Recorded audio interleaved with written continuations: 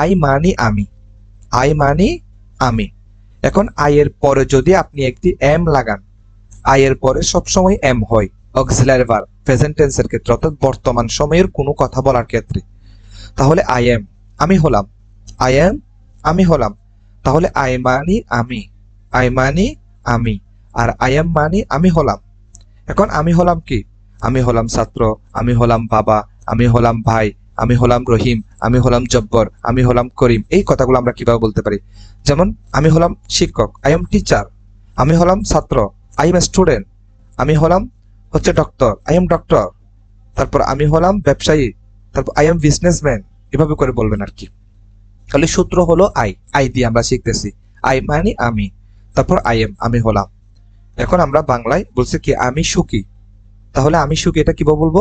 I am happy, I am happy. আমি হলাম সুখী, আই এম হ্যাপি।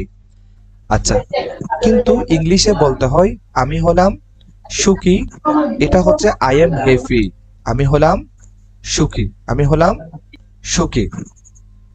এখানের মধ্যে আরেকটা জিনিস খেয়াল করি যে ইংরেজির মধ্যে একটা জিনিস খেয়াল করতে হবে। আমরা যখন বাংলা বলি তখন বলি আমি সুখী, কিন্তু ইংরেজির মধ্যে বলতে হয় আই এম হ্যাপি, আমি হলাম সুখী। এটা লিখতে হবে। কিন্তু বাংলার ক্ষেত্রে আপনি আই এম হ্যাপি, আমি সুখী। হলাম যে কথাটা রয়েছে এই কথাটা না বললেও হবে। তাহলে হলাম যে কথাটা আছে ওই কথাটা আপনি না বললেও আপনি যে সেন্টেন্সটা গঠন করবেন এটা হচ্ছে আপনার জন্য পরিপূর্ণ হবে। এক কথায় হলাম ওটা আপনি না বললেও চলবে। আমি হলাম সুখী অথবা আমি সুখী, হলামটা বলতে হবে না। কিন্তু ইংরেজি বাক্য যখন আপনি লিখতে যাবেন তখন আপনাকে সেটা লিখতে হবে। যদি না লিখেন এটি ভুল হবে। কারণ এখানে আই মানে হচ্ছে সাবজেক্ট, যিনি কর্তা। এম এটি হচ্ছে ভার্ব, আর হ্যাপি যেটি রয়েছে সেটি হচ্ছে অবজেক্ট। তাহলে আই এম হ্যাপি আমি হলাম সুখী, আমি হলাম সুখী।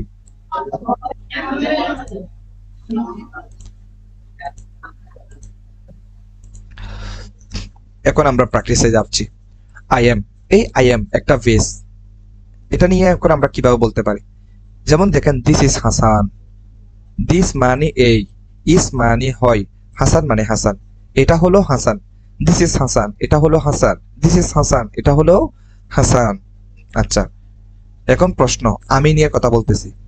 আই এম হাসান আমি হলাম Hasan.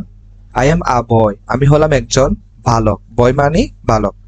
I am 20 years old আমার বয়স 12 বছর। আই এম হ্যাপি আমি হলাম সুখী। আই এম টল আমি হলাম লম্বা। তাহলে সোজা আই এম দিয়ে আজকের সূত্র হচ্ছে একটাই, এ আই এম। এই সূত্র এটা দিয়ে আমরা প্র্যাকটিস করতে থাকবো। তাহলে যার যেটা নাম সেটা দিয়ে আপনি বলবেন। যেমন এখানের মধ্যে রবিউল ইসলাম আছে, যে আই এম রবিউল ইসলাম। তারপর আমি হলাম Rabiul Islam. I am a boy, I am, যদি আপনার বয়স যেটা হয় 20 বছর হলে আপনি বলবেন কি 20, এখানের মধ্যে হচ্ছে কি ইয়ার্স ওল্ড। এই যে এইভাবে করে মোটামুটি যেটা রয়েছে সেটা আপনি লাগিয়ে এখান থেকে প্র্যাকটিস করবেন। এখন এখানের মধ্যে খেয়াল করেন নিচে একটা নোট দেওয়া হয়েছে, সেটা হচ্ছে কি আই এম মানে আমি হলাম। আর যদি আই এম এর পরে একটা এ যুক্ত করে আর্টিকেল, এগুলাকে বলা হয় আর্টিকেল, যেটা আমরা গতকাল পড়েছিলাম আর্টিকেল কোথায় ব্যবহার হয় এবং আর্টিকেলের অর্থ কিভাবে দেয়। এ মানি একটি অর্থ দেয়, এন মানিও একটি অর্থ দেয়। তাহলে এ কখন বসবে এন কখন বসবে সেটা আমরা পড়েছি। দেখেন আই এম আ, আমি হলাম একজন, আমি হলাম একজন। আই এম আ মানি আমি হলাম একজন। এবার আসেন আমি হলাম একজন দিয়ে, আই এম আমি হলাম। দিস ইজ রফিক আমি হলাম রফিক, দিস ইজ রফিক এটা হলো রফিক। এখন রফিককে নিয়ে আমরা কথা বলবো। আই এম রফিক আমি হলাম Rafiq. I am a doctor আমি একজন ডাক্তার, একজনটা থেকে নিয়েছি এ থেকে নিয়েছি, আমি একজন doctor. I am a doctor আমি হলাম একজন ডক্টর। আই এম সাকসেসফুল আমি হলাম সফল বা আমি সফল। আই এম স্মার্ট আমি ভদ্র, আমি হলাম ভদ্র বা আমি ভদ্র। আই এম রিচ আমি ধনী, আমি হলাম ধনী বা আমি ধনী। এই যে আমরা শিখলাম আই এম মানে হচ্ছে আমি হলাম, আর আই এম মানে হচ্ছে আমি একজন, আমি হলাম একজন।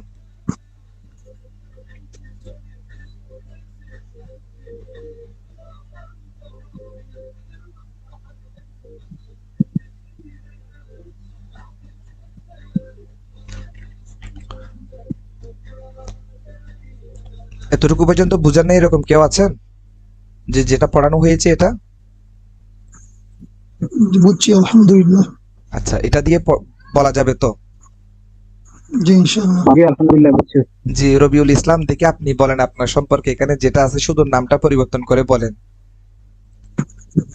I am Rabiul Islam. হুম, আপনি কি? আমি রবিউল ইসলাম। হুম, আই এম এ স্টুডেন্ট। মাশাআল্লাহ। হ্যাঁ, আই এম স্টুডেন্ট, আমি একজন ছাত্র। জি, আই এম সাকসেসফুল। সাকসেসফুল। বলেন না, অসুবিধা আমি নেই। তারপর? আমি সফল। মাশাআল্লাহ। আই তারপর? Am smart. তারপর? I am smart. হুম, আমি ভদ্র। হুম, আই এম রিচ। আমি আমি হই ধনী। ধনী। মানে হই এটা না বললেও হয়, মানে কথার স্পিডে এটা না বললেও, কিন্তু ইংরেজির মধ্যে লেখার ক্ষেত্রে আমাদেরকে লিখতে হবে। ইংরেজি লিখতে যেহেতু হবে। এটা একটা বিদেশি ভাষা, এটা এখানের মধ্যে আই হচ্ছে সাবজেক্ট, এম হচ্ছে ভার্ব, রিচ এটা হচ্ছে অবজেক্ট। বুঝতে পারছি?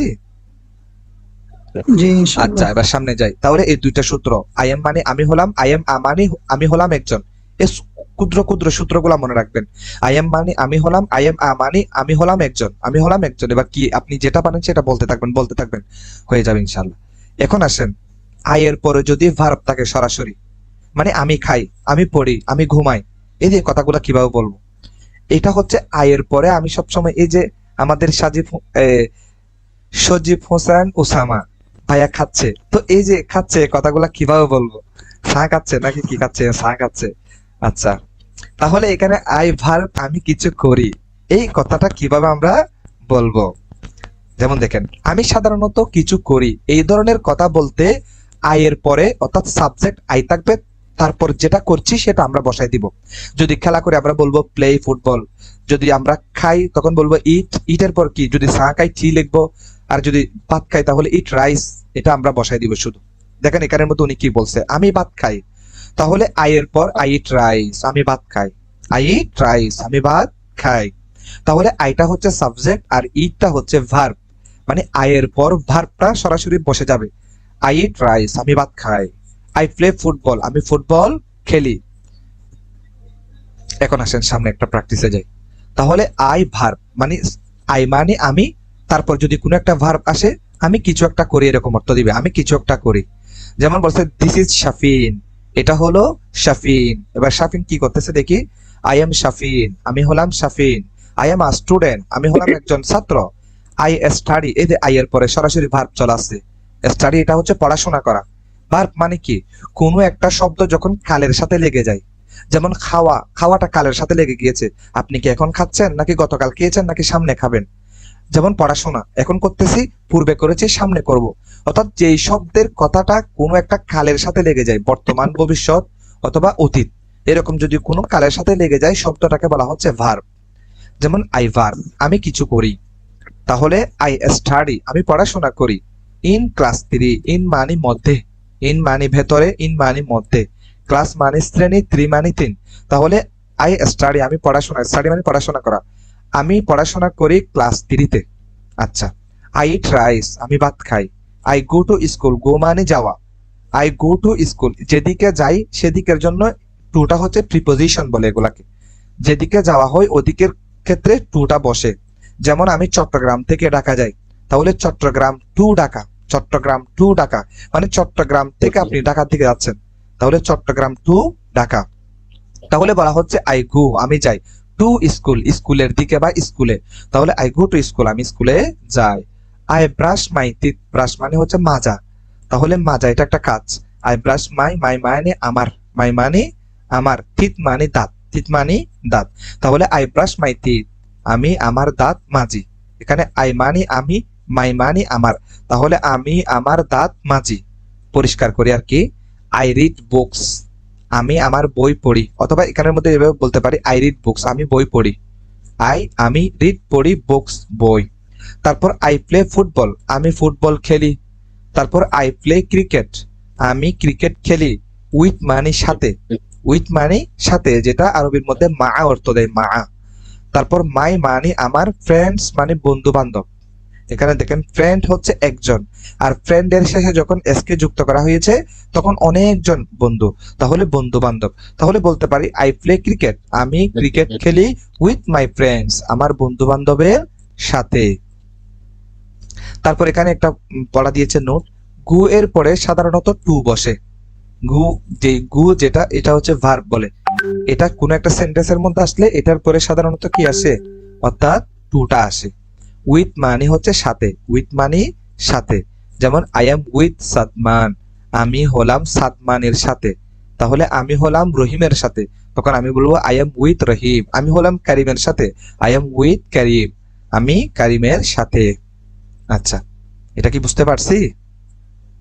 জি স্যার, বুঝতে পারছি। আচ্ছা, সামনে জি, দিকে যাই। আলহামদুলিল্লাহ। এবার আসেন, আই ভার্ব দিয়ে আমরা একজন মহিলা দিয়ে একটা প্র্যাকটিস করি। যেমন বলা হচ্ছে দিস ইজ সাবিনা। সাবিনা, সাবিনা এমন ভাবে লিপস্টিক দিয়েছে, বেশি দিয়ে ফেলছে। দিস ইজ সাবিনা, এটা হলো সাবিনা। আই এম সাবিনা, আমি হলাম Sabina. I am a house wife, house wife মানে হচ্ছে গৃহিণী, যিনি ঘরে কাজ করেন। বলা হচ্ছে আমি হলাম একজন গৃহিণী। আই কুক ফুড, কুক মানে হচ্ছে রান্না করা, তাহলে আই কুক ফুড, আমি খাবার রান্না করি, খাদ্য রান্না করি। দেখেন আই কুক ব্রেকফাস্ট, ব্রেকফাস্ট মানে হচ্ছে সকালের নাস্তা, তাহলে আমি সকালের নাস্তা রান্না করি। তারপর আই কুক লাঞ্চ, লাঞ্চ মানে দুপুরের খাবার, এন্ড মানে এবং, ডিনার মানে রাতের খাবার, তাহলে আমি দুপুর এবং রাতের খাবার রান্না করি। তারপর আই ক্লিন, আমি পরিষ্কার করি, ক্লিন মানে পরিষ্কার করা, আই ক্লিন, আমি পরিষ্কার করি। দা, দেখেন এখানের মধ্যে দা কি দিয়েছেন এখানে, হোম, এখানে হচ্ছে হোম, হোম মানে হচ্ছে বাড়ি, এখান থেকে হ্যাঁ, আই ক্লিন দা হোম হচ্ছে কি আমি বাড়িটি পরিষ্কার করি, এখানে হোম হবে H O M E, home, H O M E, home. তারপর দেখেন আই ওয়াশ ক্লথস, ওয়াশ মানে ধৌত করা, আমি ধৌত করি। ক্লথস মানে হচ্ছে কাপড় চোপড়, তাহলে যেমন এখানে দোকানে লেখা থাকে Rahim cloth store, Jasim cloth store, মানে এটা হচ্ছে স্টোর মানে দোকান, ক্লথ মানে হচ্ছে কাপড়, মানে রহিমের কাপড়ের দোকান। তাহলে আই ওয়াশ ক্লথস, আমি ধৌত করি কাপড় চোপড়। I take care, take care মানে হচ্ছে যত্ন নেওয়া।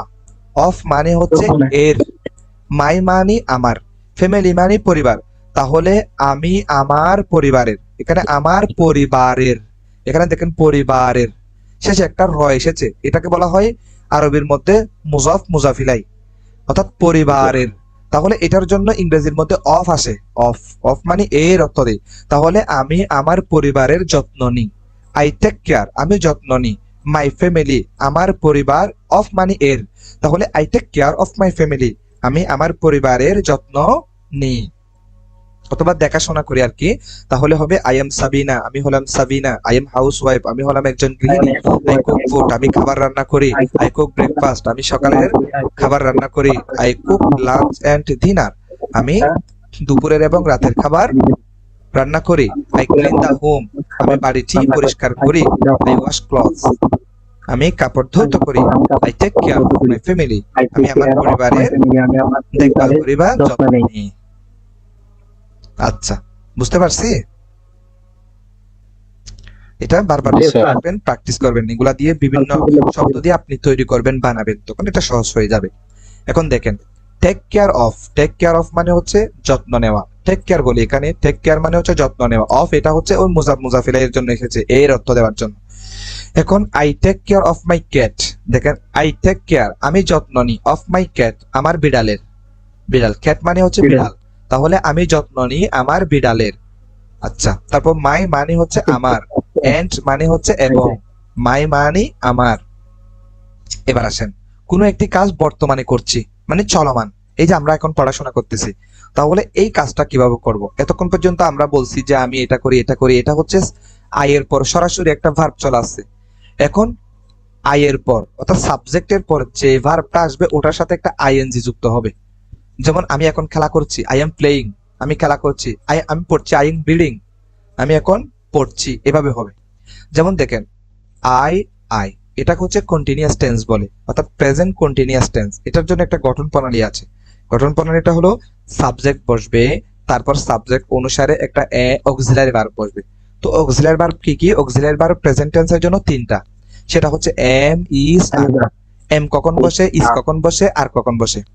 এম বসবে যদি সাবজেক্ট আই হয়, আর ইজ কখন বসবে যদি সাবজেক্ট যদি থার্ড পারসন হয়, আর যদি সাবজেক্ট ইউ হয় অথবা সাবজেক্ট যদি প্লুরাল হয় তখন আর বসে। এখন হচ্ছে থার্ড পারসন কি? থার্ড পারসন মানে হচ্ছে আমি তুমি ছাড়া, আমি তুমি ছাড়া বাকি সব থার্ড পারসন। মানে হচ্ছে কি আই এবং ইউ ছাড়া, আই এবং ইউ ছাড়া বাকি সব থার্ড পারসন, এটা বলা যায়। তবে আই এর আবার প্লুরাল আছে, যেমন আই এটা আমরাও হতে পারি। তারপর ইউ, ইউ ইউ মানে তুমিও, আবার ইউ মানে তোমরাও। আচ্ছা, এই চারটা শব্দ ছাড়া বাকি সবগুলা হচ্ছে থার্ড পারসন। এগুলার ক্ষেত্রে ইজ বসে। সবগুলার অর্থ কিন্তু হয় অর্থ দেয়, এম অর্থ হয়, ইজ অর্থ হয়, তারপর হচ্ছে আর অর্থ হয় অর্থ দিবে। এবার আসেন, আমরা কোনো কিছু করছি এখন, আমরা কোনো কিছু করছি এখন, এরকম অর্থ দেওয়ার জন্য কিভাবে ব্যবহার করব? আই এম, তারপর হচ্ছে ভার্ব প্লাস আইএনজি। আমি এখন কিছু একটা করছি, যেমন দেখেন আই এম, তারপর হচ্ছে ভার্ব প্লাস আইএনজি। এই যে মানুষটা, একটা মানুষ খানা খাচ্ছে আর একটা মানুষ খেলা করতেছে, তাহলে কি হচ্ছে? আই এম ইটিং রাইস, আমি ভাত খাচ্ছি। পূর্বে ছিল আই ইট রাইস, আমি ভাত খাই। এটা যে কোনো সময় খাইতে পারে উনি। এখন উনি হচ্ছে বর্তমানে খাচ্ছে, বর্তমানে করছে, এটার জন্য ইটিং হবে। এই যে শেষে একটা গিয়ে আইএনজি যুক্ত হয়েছে, তাহলে আই এম ইটিং রাইস, আমি ভাত খাচ্ছি। আই এম প্লেইং ফুটবল, আমি ফুটবল খেলছি। তাহলে সূত্রটা হলো কি, অক্সিলারি ভার্বের সাথে আরেকটি মূল ভার্ব আসবে। প্রথমে এমটাকে বলা হয় অক্সিলারি ভার্ব, তার পরবর্তী এখানের মধ্যে দেখেন আই এম ইটিং রাইস, এখানে প্রথমে আইটাকে সাবজেক্ট বলে, তারপর এমটাকে অক্সিলারি ভার্ব বলে, তারপর ইট যেটা রয়েছে সেটাকে বলা হয় মূল ভার্ব। মূল ভার্বের সাথে আইএনজি যুক্ত করতে হবে। তারপর আই এম ইটিং রাইস, আমি ভাত খাচ্ছি, আমি ভাত খাচ্ছি। আই এম প্লেইং ফুটবল, আমি ফুটবল খেলছি। তারপর একটা প্র্যাকটিসে যাই আমরা, যেমন দিস ইজ জাহির, এটা হলো জাহির। আই এম জাহির, আমি হলাম Jahir. I am sitting,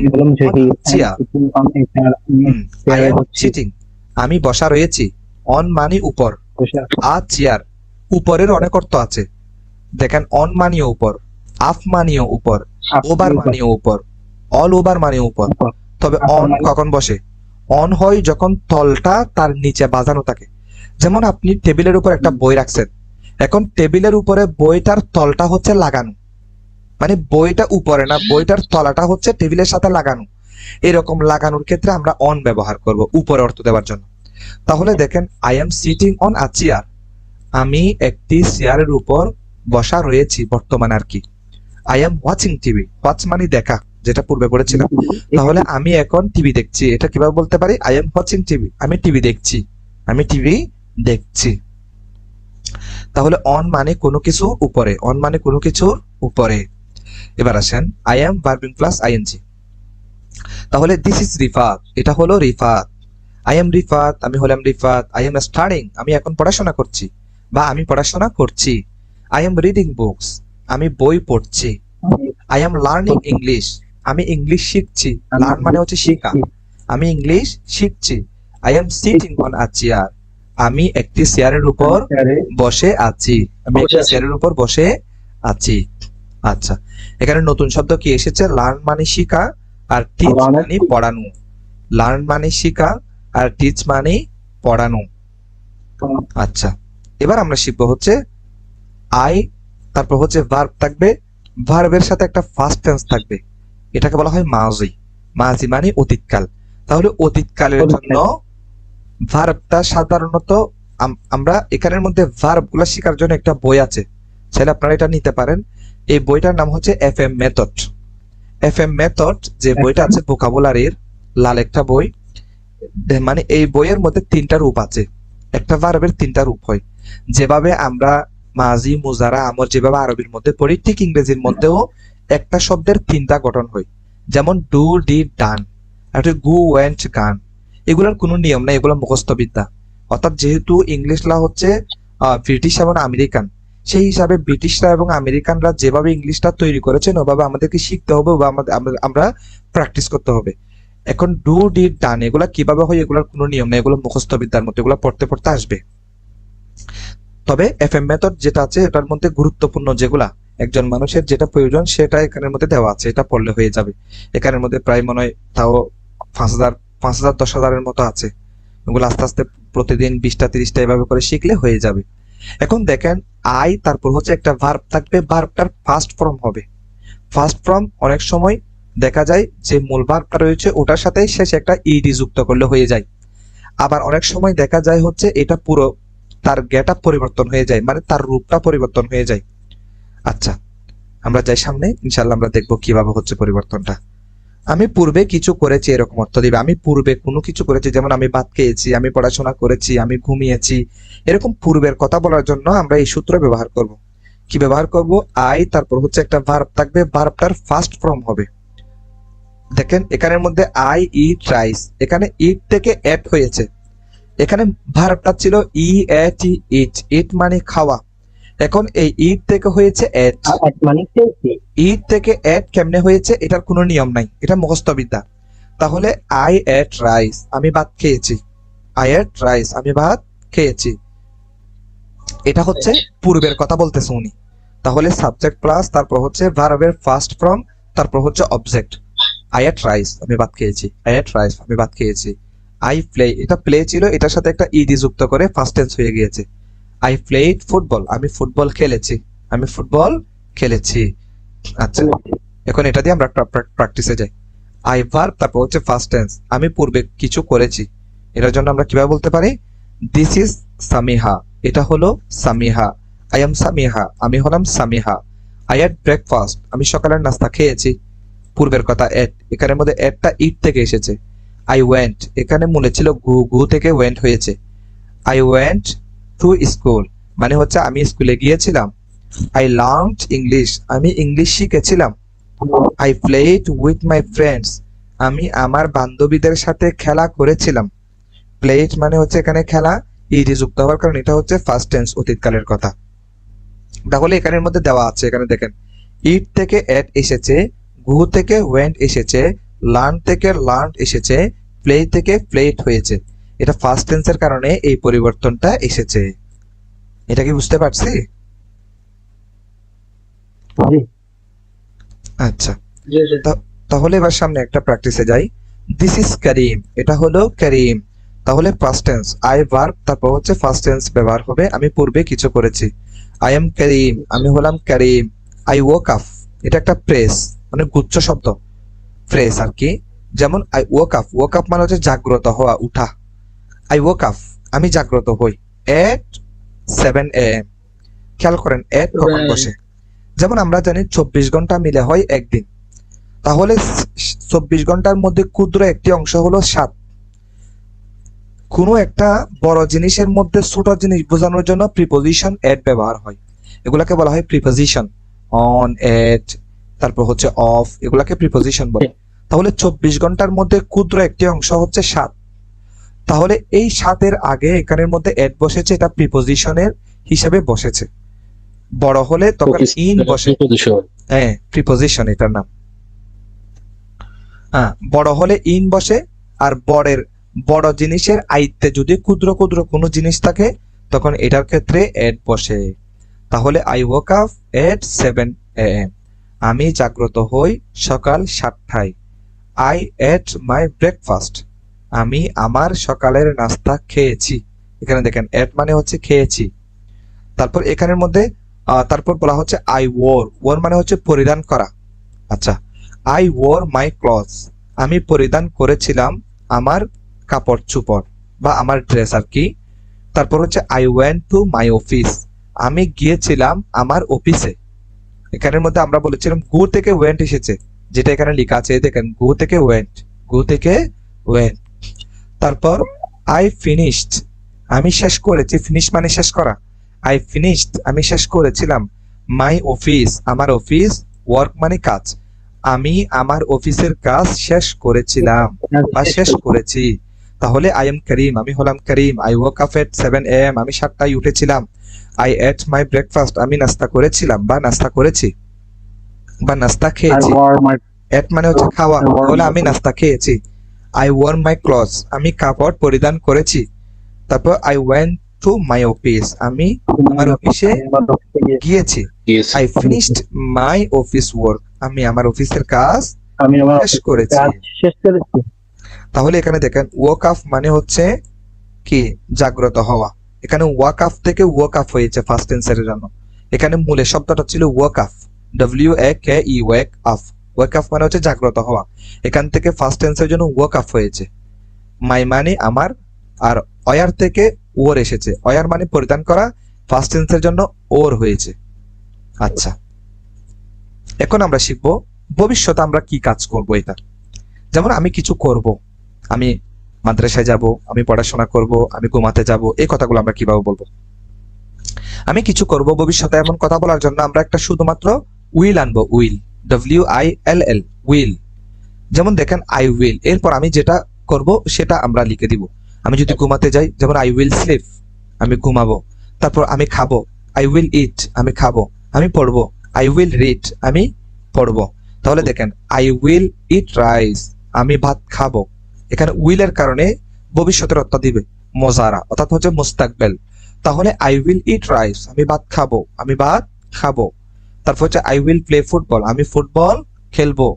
I will play football, আমি ফুটবল খেলবো। এখন একটা প্র্যাকটিসে যাই। যেমন আই উইল ভার্ব দিয়ে আমি কিছু করব এরকম ভবিষ্যতে। দিস ইজ নাফিসা, এটা হলো নাফিসা। আই এম নাফিসা, আমি হলাম Nafisa. I will go to Cox's Bazar, আমি কক্সবাজারে যাব। যাবো। I will buy a plane ticket, buy মানে ক্রয় করা। তাহলে আই উইল বাই, আমি ক্রয় করব একটি প্লেন টিকেট, প্লেন টিকেট।